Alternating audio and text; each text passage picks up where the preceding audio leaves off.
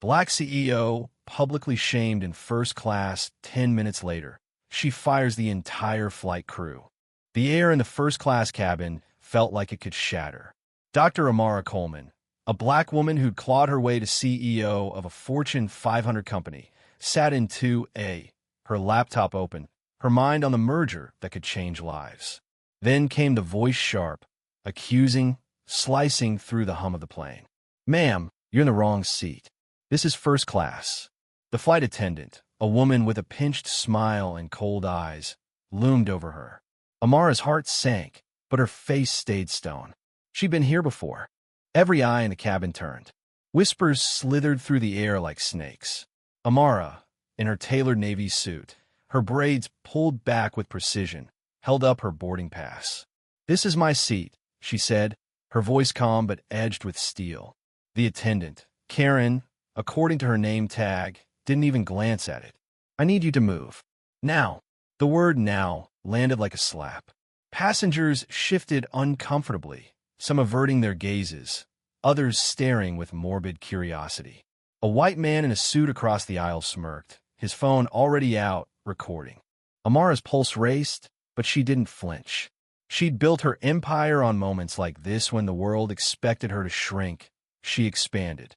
"Check the manifest," she said, her tone a quiet command. Karen scoffed, tossing her head. "I don't need to check anything. I know where you belong." The venom in her words hung heavy, and the cabin fell silent, the weight of her implication clear to everyone. This wasn't about a seat. This was about race. A second attendant joined, a younger man, his face flushed with embarrassment. "Karen, maybe we should," he started, but she cut him off. "No, she's not supposed to be here." Amara's jaw tightened. She could feel the eyes boring into her, the judgment, the assumption she'd heard 1,000 times. "You don't belong." But she wasn't just Amara Coleman, single mother from Oakland who'd fought for every inch of her success.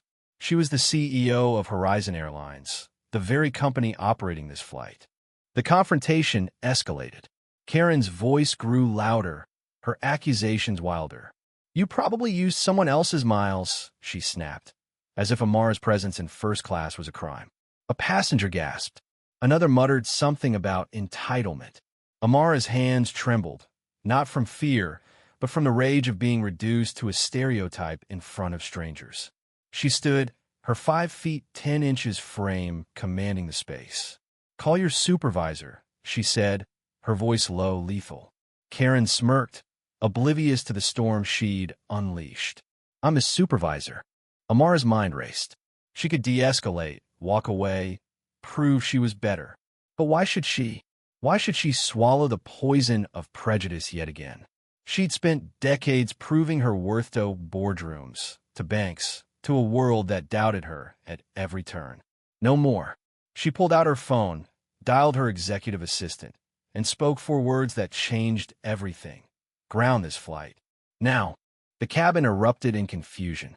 Karen laughed, thinking it a bluff. "You can't do that," she sneered. Amara didn't respond. She didn't need to. Within minutes, the captain's voice crackled over the intercom. "Ladies and gentlemen, we've been instructed to return to the gate due to an operational issue." Passengers groaned, but Amara sat back down, her face unreadable. Karen's smirk faded. At the gate, Amara stepped off the plane, her heels clicking with purpose. She met with the ground crew, her team, who knew exactly who she was. In a private office, she made the call. "The entire flight crew is terminated," she said, her voice steady. Effective immediately. The decision wasn't just about Karen. It was about a culture that allowed her to thrive, a system that let prejudice fester unchecked. Amara knew the cost headlines, backlash, maybe even lawsuits. But she also knew the cost of silence. Back in the terminal, passengers buzzed with speculation. Some called her ruthless, others a hero. The man who'd recorded the incident posted the video online, and it went viral within hours. "Black CEO humiliated, fires crew," screamed the headlines. Amara didn't read them. She was already on another flight, this one operated by a crew trained to see people, not stereotypes.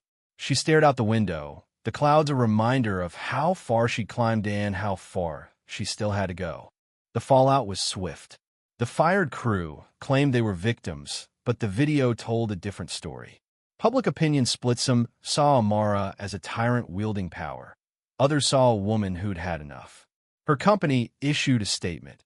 Horizon Airlines stands against discrimination in all forms.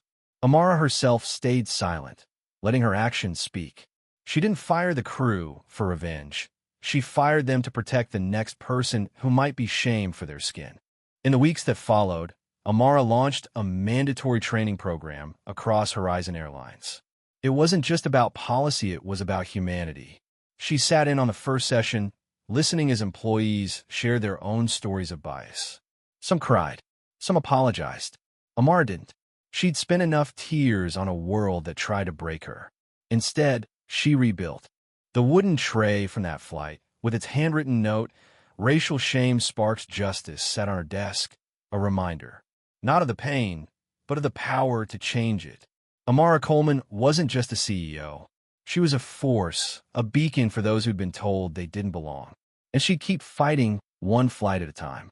Thank you for listening. If you find it interesting, please like and subscribe to follow the next stories.